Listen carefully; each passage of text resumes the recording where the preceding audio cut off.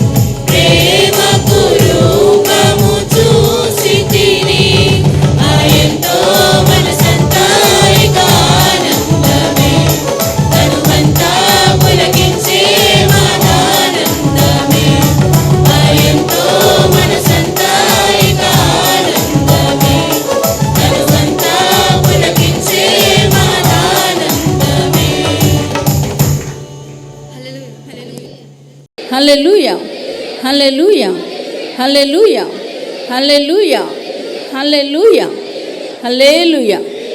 దేవునికి మహిమ కలుగును గాక. ప్రభువు నామములో మీ అందరికీ వందనాలు చెల్లిస్తున్నాను. మత్తయి సువార్త చూసుకుందామండి. పరిశుద్ధాత్మ కొరకు లోకంలో ఎలా ఉందో పరిస్థితులు ఇవన్నీ మనం తెలుసుకొని జాగ్రత్త పడి దేవుని కొరకు బ్రతకాలి. మనం డబ్బు కోసం దేనికోసం ఏంటంటే బ్రతకూడదు, కానీ దేవుని కొరకు ఎప్పుడైతే బ్రతుకుతామో ఆయనతో పాటు ఉండడానికి అవకాశం కలుగుతుంది మనకి. మత్తయి సువార్త చూసుకుందామండి. 3వ అధ్యాయం 8 నుంచి 12 వచనాలు అందరం కలిసి చదువుకుందాం. అందరము కలిసి చదువుకుందాం. అబ్రహాము మాకు తండ్రి అని మీలో మీరు చెప్పుకొన తలంచవద్దు. దేవుడి రాళ్ల వలన అబ్రహామునకు పిల్లలను పుట్టింపగలడని మీతో చెప్పుచున్నాను. ఇప్పుడే గొడ్డలిచ్చే చెట్లు వేరున ఉంచబడి ఉన్నది గనుక మంచి ఫలములు ఫలింపని ప్రతి చెట్టును నరకబడి అగ్నిలో వేయబడును. మారు మనసు నిమిత్తము నేను నీళ్ళల్లో మీకు బాప్తీసం ఇచ్చుచున్నాను. అయితే నా వెనక వచ్చుచున్నవాడు నాకంటే శక్తిమంతుడు. ఆయన చెప్పులు వారును మోయుటకు నేను పాత్రుడును కాను. ఆయన పరిశుద్ధాత్మలోను అగ్నితోనూ మీకు బాప్తీసం ఇచ్చును. ఆయన చేట ఆయన చేతిలో ఉన్నది. ఆయన తన కళ్ళమును బాగుగా శుభ్రము చేసి గోధుమలను కొట్టులో పోసి ఆరని అగ్నితో పొట్టును కాల్చివేయనని వారితో చెప్పెను. దేవునికి మహిమ కలుగునుగాక.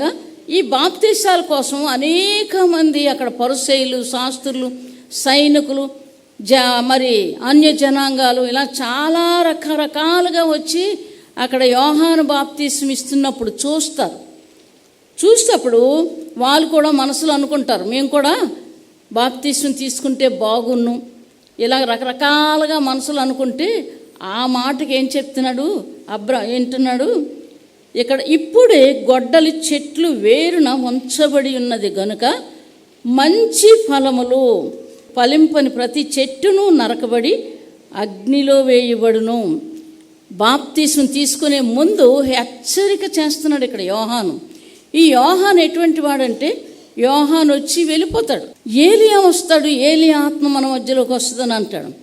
యోహానులో ఏలియా ఆత్మను దేవుడు ఉంచాడు కాబట్టి ఆయన ప్రకటించి వెళ్ళిపోయాడు. ఆయన మీరు వినలేదు, అప్పుడు మీరు వినలేదు, యోహాను మాటలు మీరు వినలేదు అని యేసు ప్రభువు వారే తన నోటితో చెప్తారు.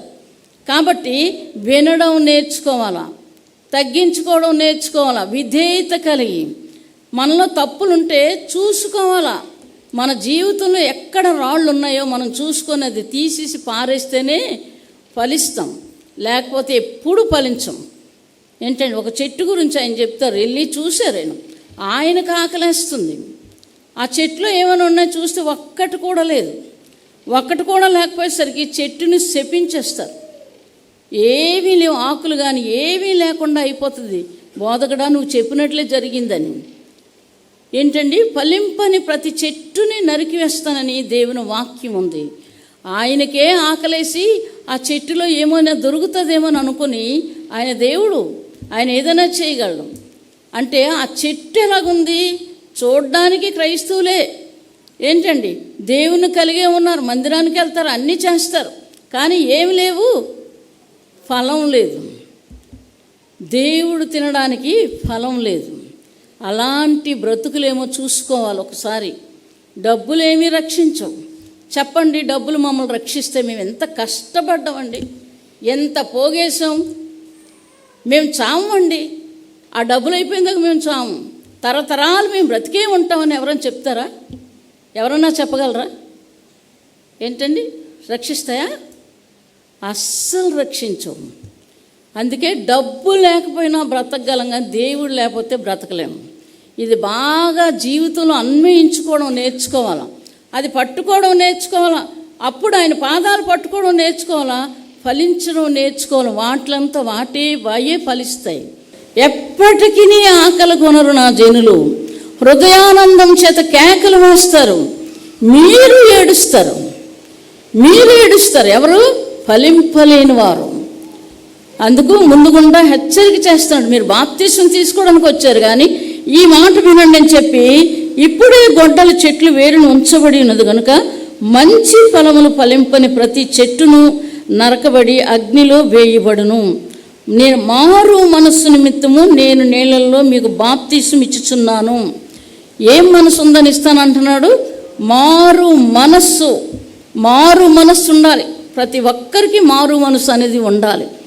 ఏంటండి, దేవుడు చెప్పిన ప్రతి మాట వింటే అందులో నష్టం ఉందా? నష్టం ఉందండి. ఇప్పుడు ఎవరైనా అలా జీవించలేదనుకోండి, కాని ఫలాలు ఉన్నాయనుకోండి, ఏం చేస్తాడు దేవుడు? వినలేదు కాబట్టి నరికేస్తాడు. చెప్పి చెప్పి చెప్పి చెప్పి చెప్తాడు. ఏంటండి, దేవుడేమో ఎందుకు ఆ స్థలం వ్యర్థము, ఆ స్థలం వేస్ట్ అయిపోతుంది, తీసి మన దేవుడు చెప్తారు. యేసు ప్రభువారు అడుగుతారు, ఈ ఒక్క సంవత్సరం ఉంచండి, ఈ ఒక్క సంవత్సరం ఉంచండి, ఫలిస్తుందేమో చూస్తాం అని చెప్పి తండ్రిని వేడుకుంటున్నట్లుగా మనం అక్కడ వాక్యాన్ని చూసుకుంటున్నాం. ఆ చెప్పిన తర్వాత ఏం చేశారు? అందులో ఉన్న రాళ్ళు ఏంటండి, చెత్త అన్నీ శుభ్రంగా చేసి మళ్ళా తవ్వి బాగా నీరు పెడితే అస్సలు కాయలేదు. దాని స్వభావం పోదు, వాళ్ళ బుద్ధి పోదు. ఎప్పుడైతే యేసు ప్రభువుని నమ్ముకుంటామో మారిపోవడం నేర్చుకోవాలి. ప్రతి దాంట్లో కూడా మారిపోవాలి. ప్రతి దాంట్లో మారిపోతేనే పరలోక రాజ్యం. శిష్యులతో చెప్తున్నాడు ఆయన. ఒక చిన్న పిల్లని పట్టుకొని చెప్తున్నాడు ఏమని, ఈ చిన్న పిల్లడి వల్ల ఎవరైతే ఉంటారో వాళ్ళు పరలోకంలో ఉంటారు. అందుకు చిన్న పిల్లల మనస్సు కలిగి ఉండాలంట. చూసారా, యేసు ప్రభువు ఎవరు చెప్తున్నారు? ఆయనతో తిరుగుతున్న వాళ్ళకి, ఆయనతో ఉన్న వాళ్ళకి. అందులో ఎవరున్నారు? యోధా ఉన్నాడు, యోధా కూడా ఉన్నాడు. అక్కడ శిష్యులు ఉన్నారు. వాళ్ళు విని వెంబడించారు. దేవుని శిష్యులు విని ఆ ప్రకారంగా వాళ్ళు చేసుకున్నారు కాబట్టి వాళ్ళు జీవించే ఉన్నారు. దేవునికి మహిమ కలుగునుగాక. హల్లెలూయా, హల్లెలూయా. కాబట్టి ఇక్కడ మీ మారు మనసు నిమిత్తం నేను మీకు బాప్తీసం ఇస్తున్నాను. అయితే ఇంకో మాట చెప్తున్నారు, బాప్తీసం ఇచ్చుచున్నాను, అయితే నా వెనక వచ్చుచున్నవాడు నాకంటే శక్తిమంతుడు, ఆయన చెప్పులు మోయుటకైను నేను పాత్రుడును కాను. ఆయన పరిశుద్ధాత్మతోనూ అగ్నితోనూ మీకు బాప్తీసం ఇచ్చును. ఆయన చేట ఆయన చేతిలో ఉన్నది. ఆయన తన కళ్ళమును బాగా శుభ్రం చేసి గోధుమలను కొట్టులో పోసి ఆరని అగ్నితో పొట్టును కాల్చివేయనని వారితో చెప్పాను.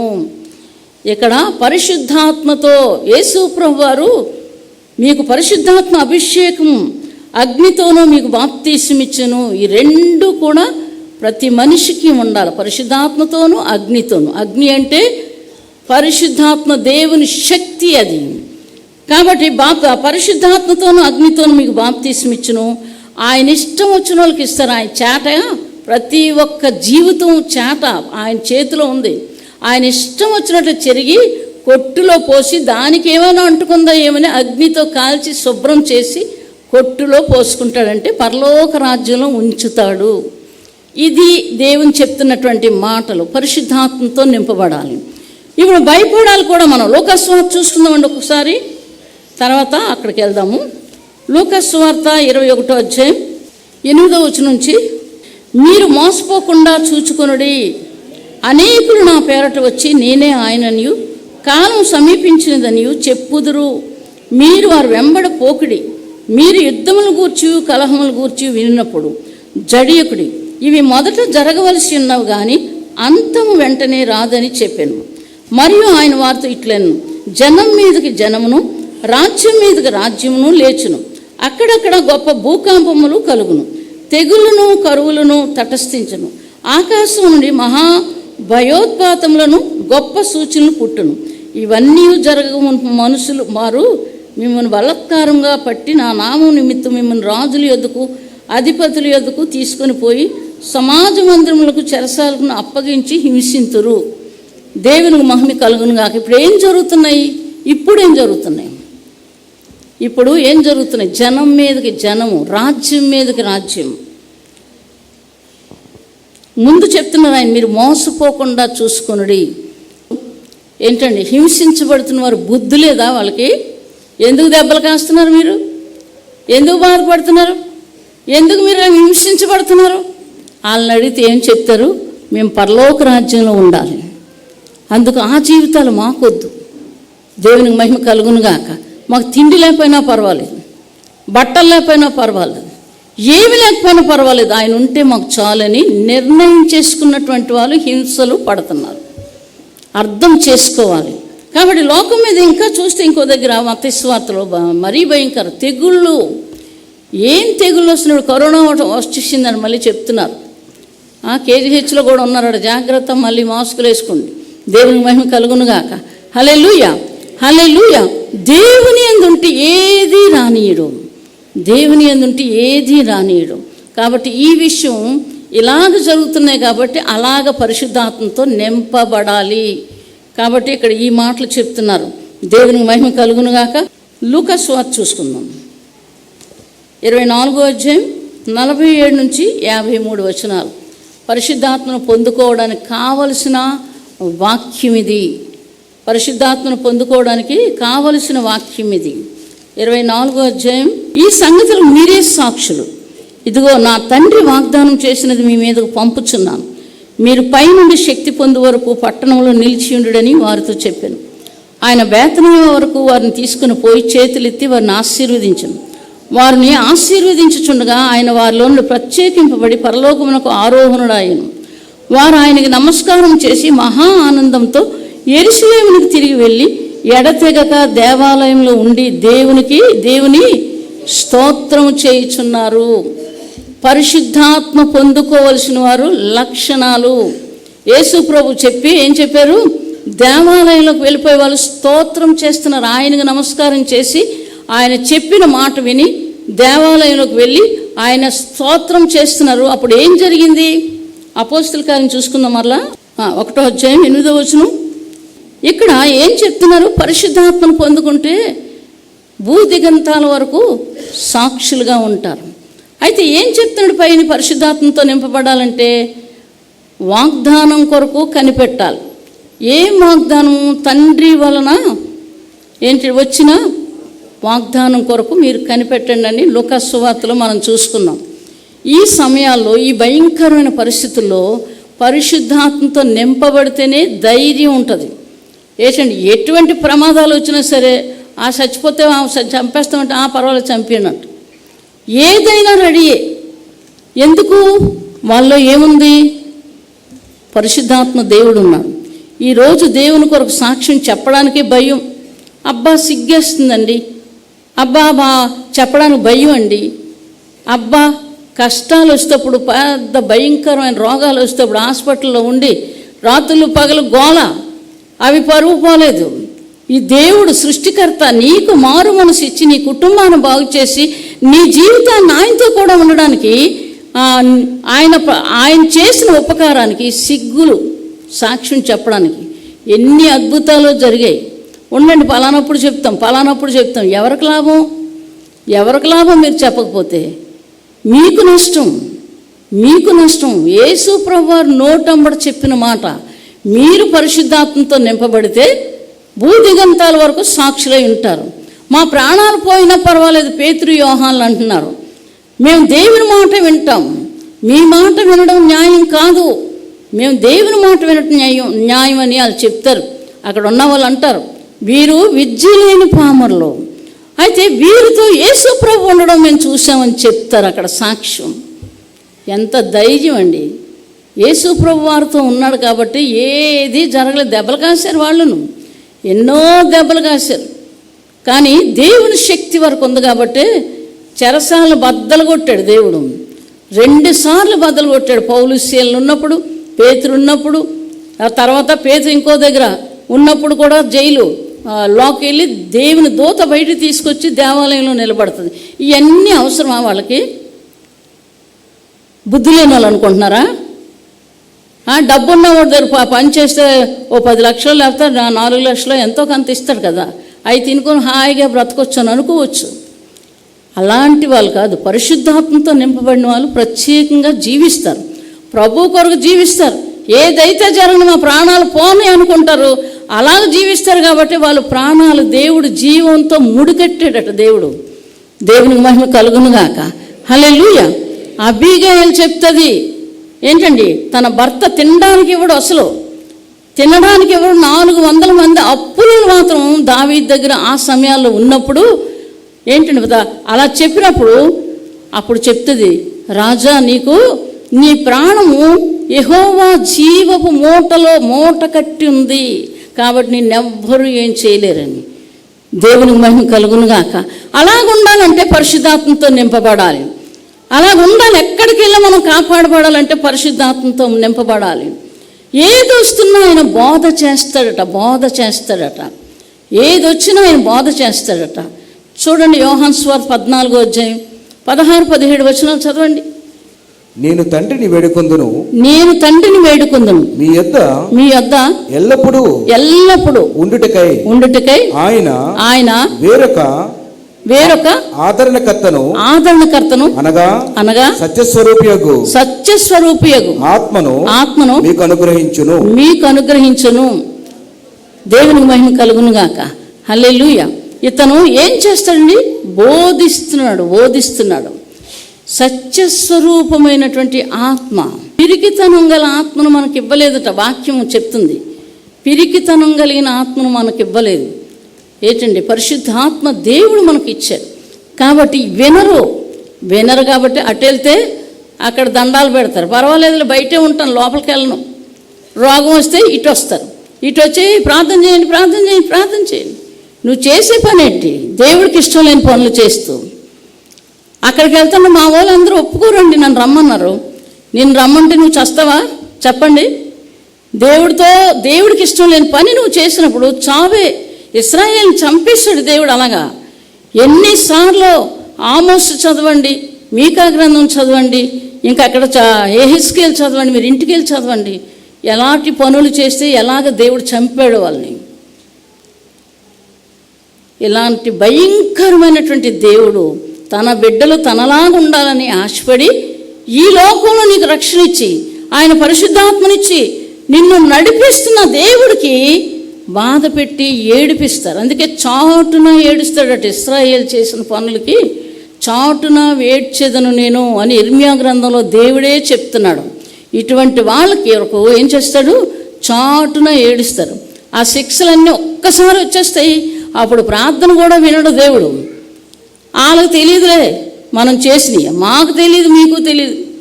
ఆయన చూస్తున్నాడనే పాపం చేయకూడదు. మనుషులు చూసి మనకేమేమి వెయ్యరు, అవి అక్కర్లేదు కూడా. మనుషులు చూస్తున్నాడని భయం ఎప్పుడైతే ఉందో దేవుడు నమ్మిన వాళ్ళు కారు వాళ్ళు. అలాగని యేసు ప్రభువు వారు చెప్తున్నారు, తన స్వకీయ మహిమను ఎత్తుక్కున్నటువంటి వాళ్ళు దేవుడికి మహిమ తెచ్చేవాళ్ళు కారు. కాబట్టి ఎన్ని వచ్చినా సరే మనం నిలబడితే దేవుడే నిలబెడతాడు మనల్ని. దేవునికి మహిమ కలుగునుగాక. కాబట్టి డబ్బు నిలబడుతుందేమో అనుకుంటున్నారేమో చాలామంది. డబ్బులు ఎవ్వరికీ నిలబెట్టదు. ఒకరోజు ప్రమాదం వస్తుంది, ఆ రోజు చెప్పినా వినలేదు వీళ్ళు. ఏంటండి? చెప్పినా వినలేదు వీళ్ళు. మేము చెప్పినా వినలేదు. అయ్యో ఎంత తప్పు చేసామంటే ఇంకంతే సంగతులు, మీకు ఏ సహాయము రాదు అనుకుంటున్నారు. ఇంట్లో ఎవరో ఒకరు ఉంటారు ప్రార్థనా పరులు, వాళ్ళ సహాయం వీళ్ళకి వచ్చేస్తుంది. కానీ రక్షణ అనేది వ్యక్తిగత విషయం.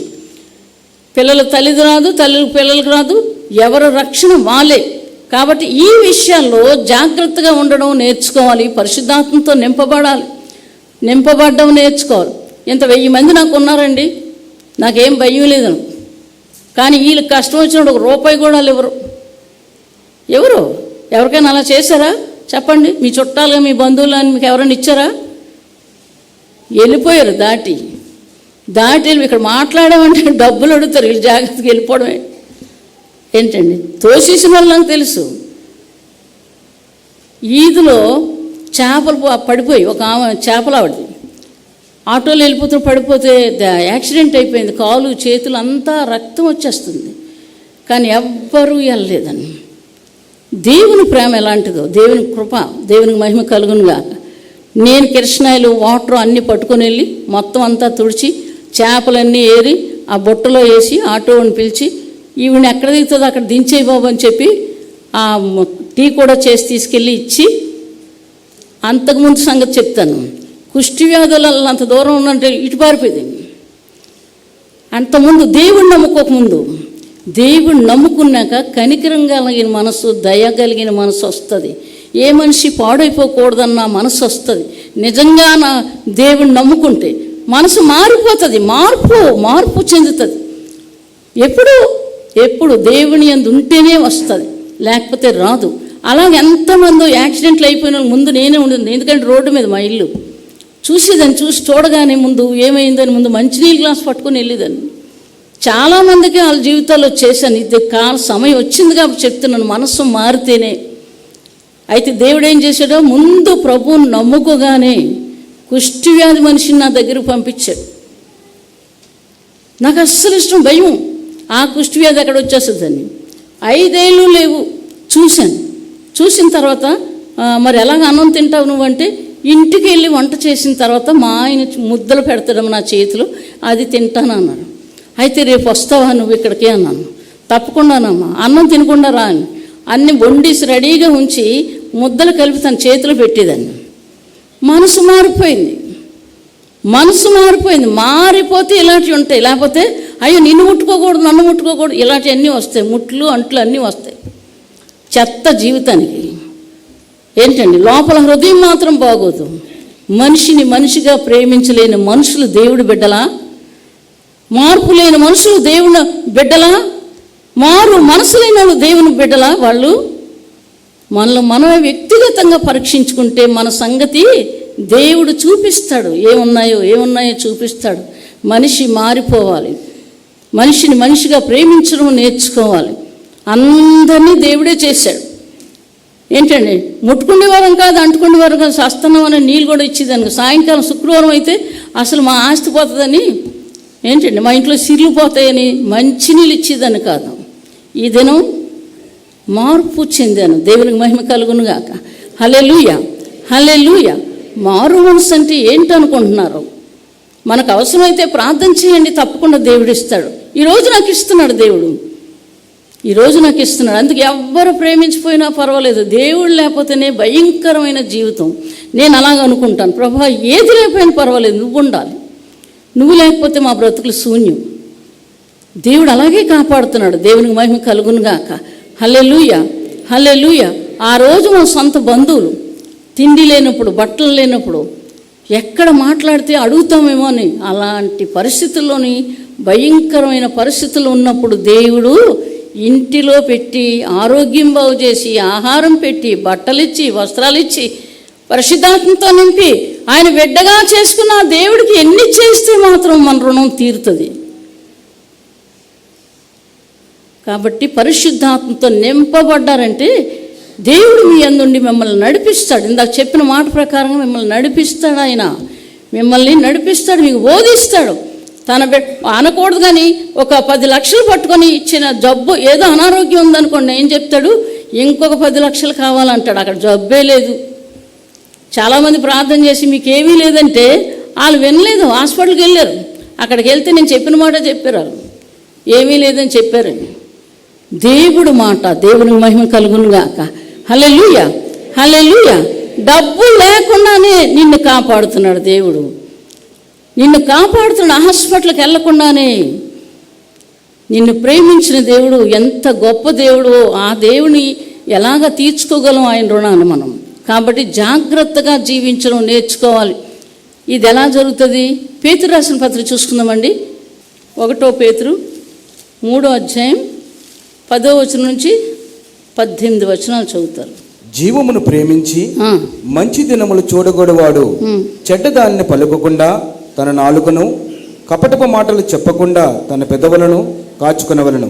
అతడు కీడు నుండి తొలగి మేలు చేయవలను, సమాధానమును వెతికి దాన్ని వెంటాడవలను. ప్రభువు కన్నులు నీతిమంతుల మీదను, ఆయన చెవులు వారి ప్రార్థన వైపును ఉన్నవి, కానీ ప్రభువు ముఖము కీడు చేయవారికి విరోధముగా ఉన్నది. దేవుని వాక్యం చాలు. ఇక్కడ ఏం చెప్తున్నారు? జీవమునంటే యేసు ప్రభువుని ప్రేమించిన వాడు, జీవమును ప్రేమించి మంచి దినాలు చూడగోరినవాడు. ఎక్కడ మంచి దినాలు వస్తాయి? యేసు ప్రభు దగ్గరే మంచి దినాలు వస్తాయి.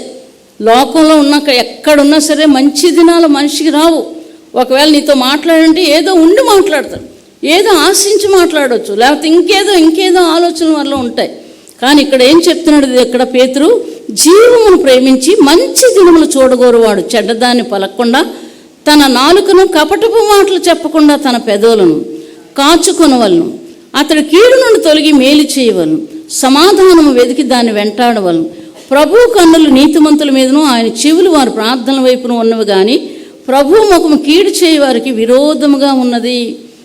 ఈ పరిశుద్ధాత్మతో నింపబడిన వారికి ఈ లక్షణాలు ఏంటంటే, చెడ్డదాన్ని మాట్లాడకుండా, నాకేమీ లేదు పరిస్థితుల్లో ఉన్నాయంటే నువ్వు అలాగే అయిపోతావు. అలాగే అన్నులు ఎంతమందో నాకు తెలుసు. నీకు రోగం వస్తుంది, నీకు అది వస్తుంది, ఇది వస్తుంది. దేవుని బిడ్డల లక్షణాలు అవి. చెడ్డ మాటలు ఎందుకు మాట్లాడుతున్నారు? చెడ్డ మాటలు మాట్లాడేవారి లక్షణాలు ఎందుకని ఇక్కడ చెప్తున్నాడు, జీవమును ప్రేమించి మంచి దినాలు చూడగొరువాడు. చెడ్డ పనులు చేయకూడదు, చెడ్డ దాని గురించి మాటలాడకూడదు. కపటపు మాటలు చెప్పకుండా తన పెదవులను కాచుకొనవలను, అతడు కీడు నుండి తొలగి మేలు చేయవలను. ఇందులో ఏం తప్పు ఉంది? ఇలా జీవించడానికి ఏం తప్పు ఉంది? మనిషి ఎదురుగుంట నిలబడితే లోపల ఒకటి పెట్టుకొని నాలుగుతో ఒకలాగా మాట్లాడకూడదు. వేసండి, అంతమ్మా, అంతండి, అంతండి, ఎంతండి, మీరు ఎంతండి, అంతండి. లోపల ఒకటి పైకి, బయటకు ఒకటి, లోపల లోపల ఏదో ఒకటి జరగాలి. వీళ్ళకి జరుగుతాయి. ఎవరికి? కీడు చేసిన వారికి తప్పకుండా జరుగుతాయి. దేవుని వాక్యం ఉంది, దొంగోడి దగ్గరికి, వ్యభిచారుల దగ్గరికి, మోసగాళ్ళ దగ్గరికి వెళ్ళి జట్టు కట్టమని లేదు. దొంగోడితో జట్టు కడితే దొంగోడు అయిపోతావని దేవుడు వద్దన్నాడు. వ్యభిచారితో వెళ్తే నువ్వు అయిపోతావని వద్దన్నాడు. మానేయాల. ఏంటండి, కపటపు మాటలు చెప్పకుండా తన పెదవులను కాచుకొని వాళ్ళను, అతడు కీడు నుండి తొలగి మేలు చేయవలను. అందుకే కయ్యూని ఏం చేశాడు? చెడ్డోడు. కయ్యూని చెడ్డోడు కాబట్టి హేబేలుని చంపేశాడు. అలా ఉండకూడదని దేవుని వాక్యం యోహాను సువార్తలో ఉంది. కలవకూడదు, వెళ్ళకూడదు, మాట్లాడకూడదు. ఆ కొండంత బంగారం మీకు ఇస్తామని మీరు మీతో మాట్లాడు, మాకు వద్దు, మీకు వద్దు. దేవునికి మహిమ కలుగును గాక. దేవుడే మనకు కావాలి. అలాగుండకూడదు. అలాగుండకూడదని కొంతమంది జట్లు కట్టరు. వీళ్ళకి ఎంత గర్వం అండి, మాట్లాడరు మనుషులతోటి అనుకుంటారు. అది కాదు. దేవుని సంబంధికులు ప్రత్యేకంగా జీవిస్తారు. దేవునికి మహిమ కలుగును గాక. హల్లెలూయా. కాబట్టి ఇక్కడ చెప్తున్నాడు, మేలు చేయవలను, అతడు కీడు నుండి తొలగి మేలు చేయవలను, సమాధానం వెతికి దాన్ని వెంటాడవలను. ప్రభు కన్నులు నీతిమంతుల మీదను ఆయన చెవులు వారి ప్రార్థనల వైపు ఉన్నవి కానీ ప్రభు ముఖం కీడు చేయవారికి విరోధముగా ఉన్నది. ఎవరి పక్షాన ఉంటాడు? అందుకే దెబ్బలైన అబద్ధాలు, మోసాలు, అన్యాయాలు ఈ దినాన్ని అనుభవించడానికి కారణం ఏంటి? ఈ వాక్యం. వాక్యం మమ్మల్ని ఆదరిస్తుంది. వాక్యం మనల్ని నడిపిస్తుంది. పరిశుద్ధాత్మ దేవుడు నడిపిస్తాడు మనల్ని. ఎలాగుంటే మన ప్రార్థనలకు ఇస్తాడు, జవాబు ఇస్తాడు. ఎలాగుంటే దేవుని శక్తితో నింపబడతాం. తప్పులు చేయమన్నా సరే తప్పులు చేయం. ఎంత బలవంతం చేసినా నీకు ఏదో ఒకటి చేస్తాను, ఇల్లు కట్టిస్తాను, నీకు పొలం రాసేస్తాను, లేదా 10 కోట్లు ఇస్తాను, అయినా చెయ్యరు. పరిశుద్ధాత్మతో నింపబడిన వారు దానికి ఆశపడరు. దేవునికి మహిమ కలుగునుగాక. హల్లెలూయా, హల్లెలూయా. దేవుని వాక్యం వాళ్ళు నెరవేర్చుకుంటారు, చెప్తారు. వినకపోతే వాళ్ళ ఇష్టం వినకపోతే. కానీ ఈ మాట వినడం నేర్చుకోవాలా. దేవుని మాట అలా ఉంది. దేవునికి మహిమ కలుగునుగాక. ఇంకెవరు పరిశుద్ధాత్మతో నింపబడతారు చూసుకుందామండి. 5వ అధ్యాయం, అపోస్తుల కార్యం 5వ అధ్యాయం 32వ వచనం. మేమును దేవుడు తనకు విధేయులైన వారికి అనుగ్రహించిన పరిశుద్ధాత్మయు ఈ సంగతులకు సాక్షులమై ఉన్నామని చెప్పిరి. ఏ సంగతులకి? యేసు ప్రభువు వారు సిలువ వేసినప్పుడు వాళ్ళు చూసిన సంగతులు. ఎవరెవరు సాక్ష్యము? అపోస్తులైనటువంటి మేము సాక్షులమి. పరిశుద్ధాత్మ దేవుడికి విధేయత. ఎవరు చూపించారు విధేయత? ఎవరు చూపించారు విధేయత? యేసు ప్రభువారు తండ్రికి విధేయత చూపించాడు కాబట్టి వీధిలో వెళ్తే వాళ్ళు కొడుతుంటే నోరెత్తలేదు, చెంపల మీద కొడుతుంటే, ముళ్ళ కిరీటం పెట్టి నొక్కుతుంటే నోరెత్తకపోవడం కారణం ఏంటి? ఒక్క మాట ఆడితే భూమి ఆకాశాలు కూడా మనుషులు కూడా ఉండరు. ఒక్క మాట ఆయన నోటంలో కోపంతో ఒక్క మాట వచ్చిందంటే మనుషులు మరి భూమి మీద ఉండరు. అటువంటి శక్తి గలవాడు మనల్ని పాపిష్టులైనటువంటి మనల్ని రక్షించడానికి ఆయన శిలువ మరణం పొంది ఆయన దగ్గరికి వెళ్ళిన వాళ్ళందరికీ కూడా భిక్ష, రక్షణ అనే భిక్షను మనకు పెట్టాడు అతను. దేవునికి మహిమ కలుగును గాక. హల్లెలూయా. కాబట్టి మనకి ఇప్పుడు విడుదల వచ్చింది. ఈ భూమి మీద ఉన్నప్పుడు పరిశుద్ధాత్మని దేవుడు ఇచ్చాడు. పరిశుద్ధాత్మ విధేయత చూపించాడు కాబట్టి ఆయన మనలో కొంతమంది విధేయత కలిగి ఉన్నారు. పరిశుద్ధాత్మతో నింపబడిన వారు మాత్రమే విధేయత. తల్లిదండ్రులంటే ఏంటంటే, పెద్దోళ్ళంటే, సేవకులంటే, దేవుని వాక్యం అంటే, ఈ లోకంలో ఇలా జీవించాలి, వస్తాయి ఇలా జీవించాలి, మనం విధేయత చూపిస్తారు. ఆ విధేయత అతను చూపించాడు. దేవుని మహిమ కలుగును గాక. అందుకు పరిశుద్ధాత్మ దేవుడు మేమును సాక్షులమి. ఒక దగ్గర యేసుప్రభుని పరిశీలి ఉంటారు. ఏంటంటే, దయ్యాలు పట్టినవాడు నువ్వు అని అంటారు. అక్కడ యేసుప్రభు వారు అంటారు, నిజమే, మీ పితరులు దయ్యాలను వెళ్ళగొట్టారు. ఎవరి వాళ్ళని వెళ్ళగొట్టారు? ఏంటండి, మీరు నా కోసం సాక్ష్యం చెప్పరు, నాకు తెలుసు. నన్ను పంపినవాడే నా కొరకు సాక్ష్యం చెప్తాడు. ఎంత గొప్ప మాట! అలాగ జరిగితే ఎంత గొప్ప మాట! మనుషుల సాక్ష్యాల కంటే దేవుడు వాళ్ళు మహింపరుస్తాడు. దేవుని మహిమ కలుగునుగాక. హల్లెలూయా, హల్లెలూయా. ఈ లోకంలోనే వాళ్ళని మహింపరుస్తాడు. వీళ్ళందరూ దెబ్బలు కాసి రోడ్లంట తిరిగి సువార్త చెప్పి సువార్త కోసం చచ్చిపోయిన వాళ్ళు ఎంతోమంది ఉన్నారు. ఎందుకు ఇంత గెంజాను ఉంటే మాకు చాలు, ఈ దెబ్బలు ఎవరు కాస్తారని అనుకోవచ్చు కదా. కాదు, మాకు దేవుడు కావాలి. చులకనైన శ్రమ అంటారు ఈ లోకంలో, చులకనైన శ్రమ అది. ఏంటండి, ఆయన మహిమ ఎదుట మేము నిలబడతాం. దానికోసం ఎదురు చూడవలసిందే. దేవునికి మహిమ కలుగునుగాక. ఫిలిప్పీయులకు రాసిన పత్రిక చూసుకుందామండి. ఒక్క మాట చదువుతాను నేను. 2వ అధ్యాయం 6వ వచనం. ఆయన దేవుని స్వరూపము కలిగిన వాడై ఉండి దేవునితో సమానముగా ఉండట విడిచిపెట్టకూడని భాగ్యమని ఎంచుకొనలేదు, కానీ మనుషుల పోలికగా పుట్టి దాసుని స్వరూపమును ధరించుకొని తన్ను తానే రిక్తునిగా చేసుకున్నాను. మరియు ఆయన ఆకారమందు మనుష్యుడిగా కనబడి మరణం పొందినంతగా, అనగా శిలువ మరణం పొందినంతగా విధేయత చూపినవాడై తన్ను తాను తగ్గించుకొనెను. అందుచేత ఇక్కడ ఏమంటున్నాడు? తన్ను తాను తగ్గించుకొనెను, విధేయత చూపించాడు. అందుచేత పరలోకమందున్న వారిలో కానీ, భూమి మీద ఉన్నవారిలో కానీ, భూమి క్రింద ఉన్నవారిలో కానీ ప్రతి వాని మోకాలను యేసు నామమున వంగినట్లును, ప్రతి వాని నాలుకయు తండ్రి అయిన దేవుని మహిమార్థమై యేసుక్రీస్తు ప్రభువుని ఒప్పుకున్నట్లును దేవుడు ఆయన అధికంగా హెచ్చించి ప్రతి నామమునకు పై నామము ఆయనకి అనుగ్రహించెను. ఎందుచేత విధేయత కలిగి జీవించాడు. పేతురు వాళ్ళు, యోహాను విధేయులై ఉన్నారు. పరిశుద్ధాత్మ దేవుడు విధేయత చూపించాడు. ఆ విధంగా జీవించి ఈ లోకంలో ఏంటండి, యేసు ప్రభువారు ఏంటంటే పాతాళంలోకి వెళ్ళారు. తను అలాగే సిలువ రక్తంతో వెళ్ళారు. అక్కడ ఎవరున్నారు? ఎలీషా, మరి అలానే ఎస్సేరు, మొర్దెకై, ఇంకా పాత నిబంధనలు అబ్రహాం, ఇలాంటి వాళ్ళందరూ ఉన్నారు. అక్కడ ఏంటంటే తెరలాగా ఉండిపోయింది. కోళ్ళు, గొర్రెలు బలి ఏమైపోయింది, ఇలాగ అడ్డొచ్చేసింది. ఇప్పుడు ఏం చేశాడు? అడ్డు తీసేసాడు. కనబడింది. ప్రభువా క్షమించు, ఆనాడు వాగ్దానం ఇప్పుడు జరిగిందా అని వాళ్ళు ఆశ్చర్యపోయి నమస్కారం చేసి క్షమాపణ అడగగానే చెరగా తీసుకెళ్ళిపోయాడు. దేవునికి మహిమ కలుగునుగాక. పరిశుద్ధాత్మ దేవుడు ఏం చేశాడు? భూమి కింద నుంచి యేసు ప్రభువుని బయటకు తీసుకొచ్చాడు. రోమాపత్రికలో ఆ మాటలు ఉంటాయి. ఆ ఆత్మ మనల్ని కూడా పైకి తీసుకొస్తుందని అక్కడ 8వ అధ్యాయంలోనూ 10వ అధ్యాయంలో ఆ మాటలు ఉంటాయి. దేవునికి మహిమ కలుగునుగాక. హల్లెలూయా. యేసును లేపిన ఆత్మ మనల్ని కూడా లేపును, అక్కడ ఉంటుంది ఆ వాక్యం. కాబట్టి జీవించడం నేర్చుకోవాలి. ఏంటండి, లోకంలో దొంగలుగా బ్రతకూడదు. దేవుని దగ్గర దొంగలుగా, మనుషుల దగ్గర దొంగలుగా మోసం చేసి 10 రూపాయలంటే 20 రూపాయలు తీసుకోవడం, ఏంటండి 20 రూపాయలంటే 100 రూపాయలు తీసుకోవడం, అత్యాశ, ఇవన్నీ మరణానికి దారితీస్తుంది. దేవునికి మహిమ కలుగునుగాక.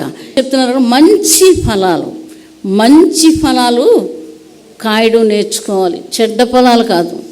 కష్టమైనా సరే, ఎవరైనా వచ్చి అడిగితే నీ దగ్గర లేదు, ఈ పూటకే వండుకున్నాను, వాళ్ళు అడుగుతున్నారు నిన్ను, ఏం చేయాలా? అన్నం ఇచ్చేసి మళ్ళీ వండుకోవచ్చు ఉంటే, లేకపోతే ఈ పూటకు వస్తుంటే చచ్చిపోతాం. దేవునికి మహిమ కలుగునుగాక. హల్లెలూయా. ఇలాంటి అనుభవాలు ఎన్నో నా దగ్గర జరిగినాయి, చేశాను. అలాగా కష్టపడ్డం నేర్చుకున్నాను, తిండి మానేశాను. తిండి లేనప్పుడు నన్ను అడిగితే నేను తినేది పెట్టాను వాళ్ళకి. లేనప్పుడు వాళ్ళు మామూలుగా వచ్చి చెప్పేవారు. ఆ దినాల్లో మాకు కూడా కొరతే. అయితే ఏం చేసేదైనా క్యారేజ్ కట్టి వాళ్ళు వెళ్ళిపోతే వాళ్ళు వెనకాతలు పంపించేదని. అలాంటి పనులు మేము ఆ పూట తినేవారం కాదు. ఇలాగ 100 సార్లు జరిగాయి. ఇప్పటికీ జరుగుతున్నాయి, చేస్తున్నాం. దేవునికి మహిమ కలుగునుగాక. హల్లెలూయా, హల్లెలూయా. అంత అన్నం నువ్వు పెడితే నీకేం చేస్తాడు? నీ జీవితాంతం పెడతాడు. ఒక్క గిన్నెడు నీళ్ళు ఇస్తే నీకు 100 ఇస్తానని దేవుడు చెప్తున్నాడు. ఆయన మాట అబద్ధమా? మీ మాట అబద్ధమా? మన మాటలే అబద్ధం. గిన్నెడు చన్నీళ్ళు ఇస్తే దాని ఫలాన్ని పోగొట్టుకోరు. ఏంటండి పిసనార్లు? నాకే ఉంటే చాలు, నేనే తినేస్తాను, రేపు దాచుకుంటాను. అలాగే ఇశ్రాయేల్ కూడా అలాగే చేస్తే కులిపోయింది. అది చెప్పిన మాట వినలేదు. ఇది మీరు దాచుకోకూడదు. దాచుకున్న వాళ్ళందరిది పురుగులు పట్టేసి మాట విన్న వాళ్ళందరూ కూడా మంచిగా తిన్నారు. ఆ బుద్ధులు మన దగ్గర ఉండకూడదు. పిసనార్లు దేవుని రాజ్యంలోకి వెళ్ళరట. దేవునికి మహిమ కలుగునుగాక. ఏమి దేవుడిని నమ్ముకున్నారు? మారు మనసుందా చూసుకోండి, మిమ్మల్ని మీరు పరీక్షించుకోండి.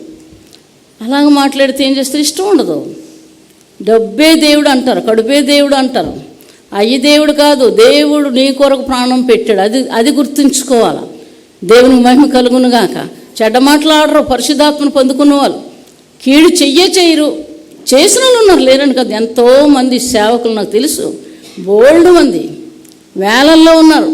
అవతలోడు కీడు చేయడమే, వాళ్ళకి అందించిన వాళ్ళు సగం, వాళ్ళతో పాటు మోసగాలు సగం. వీళ్ళకి ఇలా చేస్తే వీళ్ళు ఎంత బాగా బాధపడతారా, వీళ్ళు ఏడుస్తారా, చూద్దాం నవ్వుదాం. ఇవి దెయ్యం పనులు. ఇవి దేవుడి లక్షణాలు కావు. దేవునికి మహిమ కలుగునుగాక. దేవుడు బిడ్డలు జీవిస్తున్నట్లుగానే జీవించడం నేర్చుకోవాలి. దేవునికి మహిమ కలుగునుగాక. హల్లెలూయా, హల్లెలూయా. ఇక్కడ ఈ మాటలు చూస్తున్న తనంతట తను మన కోసం ప్రాణం పెట్టిన దేవుడికి ఏం చేయగలరు? ఇంకా మోసాలు, అన్యాయాలు, అక్రమాలు వారి జీవితాలు భయంకరులు. నాకు తెలుసు, చూస్తాం. ప్రజలు చెప్తారు, వాళ్ళకి బాధే. ప్రజలు చెప్తారు. వాళ్ళు చేస్తుంది దేవుడు తెలుసు, మనుషులు తెలియదు కానీ దేవుడే అందరికీ చేస్తాడు. ఇటు అటు కూడా చేస్తాడు. మీరు ఇంటికి వెళ్ళి హగ్గై చదవండి, తర్వాత ఎహెజ్కేలు చదవండి, ఆమోస్ చదవండి. ఎంత భయంకరమైన భూమి మీదకి వస్తున్నాయో. ఇప్పుడు మనం చూసాం కదా ఇక్కడ అపోస్తుల కార్యం 21లో, దానికంటే భయంకరమని ఇశ్రాయేలు ఆయన ప్రేమించిన వాళ్ళు చేసిన పనులన్నీ చూపించి ఏం చేయమంటావు అని అడుగుతున్నాడు. ఏం చేయమంటావు? యెషయా గ్రంథంలో కూడా ఉంటుంది 5వ అధ్యాయంలో. నేను భూమి లోతుగా తవ్వి రాళ్ళన్నీ తీసి నీళ్ళు పెట్టి కాయలు కాయాలని, పళ్ళు కావాలని ఎదురు చూస్తున్నాను, కానీ ఒక్కటి లేదు. కారు ద్రాక్షలు కాసే జీవితాలు లోపల అజితేంద్రంతోనూ కుళ్ళుతోనూ ఇలాగ ఉంటారు. కాబట్టి ఆ మాటలు యేసు దేవుడు ఇలా చెప్పాడు, యెహోవా దేవుడు. ఇలాంటి మనుషులు, ఆకాశమా భూమి నాకు న్యాయం తీర్చండి, ఇశ్రాయేలులారా మీరు న్యాయం తీర్చండి, నేను చేసింది ఏం తప్పు? వీళ్ళకి ఎలాగున్నారు? అన్యాయస్తులు. అన్యాయంగా మనం తప్పు చేయకుండా చేసామన్నటువంటి మనుషులు లేరా భూమి మీద? వాళ్ళు బ్రతుకుతారా? ఇలాగేను దేవునితో ఉంటారా? ఉండరు, ఎప్పటికీ ఉండరు. కాబట్టి ఏదైనా ఆశించుకో. దేవుడు చెప్పిన మాటలు మీరు చెప్పండి, దేవుడు చేసింది చేయి, ఆశించండి, పర్వాలేదు. కొంతమంది వీళ్ళు పెద్దోళ్ళు అయిపోతారని ఆ బాధ, మీకు బాధ అక్కర్లేదు. దేవుడే తెచ్చి పడేస్తాడు. ఆయన బిడ్డలుగా నీతిగా యథార్థంగా ఉన్నోళ్ళకి దేవుడట పెడతాడట, తెచ్చి తినిపిస్తాడు కూడాను. మీకు తెలియదు, నాకు తెలుసు. దేవునికి మహిమ కలుగునుగాక. హల్లెలూయా, హల్లెలూయా. ఆకలితో ఏడ్చిన దినాల్లో దేవుడు నా దగ్గరికి నాకేది ఇష్టమో, ఎలాగుంటే ఇష్టమో, వేడిదైతే ఇష్టం, అది తీసుకొచ్చి నాకు పెట్టాడు. అలా ఒక్కసారి కాదు, చాలాసార్లు.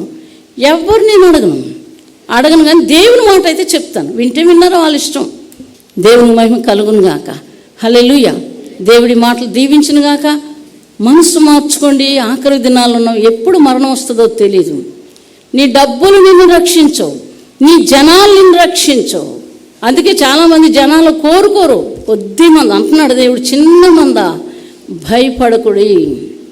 ఏచండి ఎప్పుడు కూడా మాట మాట్లాడతారు.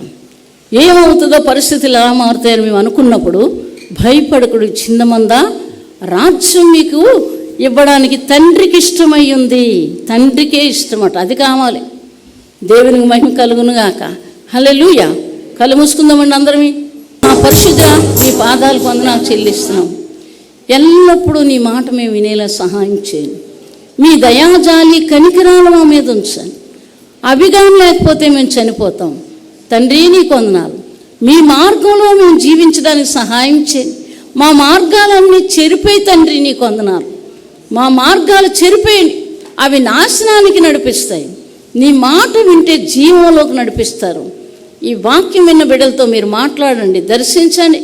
పరిశుద్ధాత్మదేవ, తప్పుగా ఒప్పుకోవడానికి సహాయం చేయండి. పర్వాలేదులే అనుకుంటే ప్రమాదం నాయన, సహాయం చేయండి. తండ్రి నీకు వందనాలు. నీ మాట విన్న బిడ్డలందరినీ కరుణించండి, కటాక్షించండి, దయ చూపించండి. మీరు ఉన్నతమైన స్థితిలోకి నడిపించండి. ఇహమందు నాయన 100 పరమందు 1000 అని చెప్తున్నారు. ఆ జీవితాలు నీ మాట విన్న వాళ్ళందరికీ దయచేయండి. దేవా, మాకు దయచేయండి, సహాయం చేయండి. మీ శక్తితో నింపండి, పరిశుద్ధాత్మ శక్తితో నింపండి. మీరు మాకు తోడ ఇండి నడిపించండి. యేసుక్రీస్తు నామములో ఈ మాటలు మీరు ఇచ్చినందుకు వందనాలు, కృతజ్ఞతాస్తుతులు చెల్లిస్తున్నాం. బిడ్డలు కాపాడండి ప్రభా. నాయన మీరు తోడ ఇండి నడిపించండి. యేసుక్రీస్తు నామమును అడిగి వేడుకొని ప్రార్థిస్తున్నాం తండ్రి. ఆమేన్. హల్లెలూయా, హల్లెలూయా.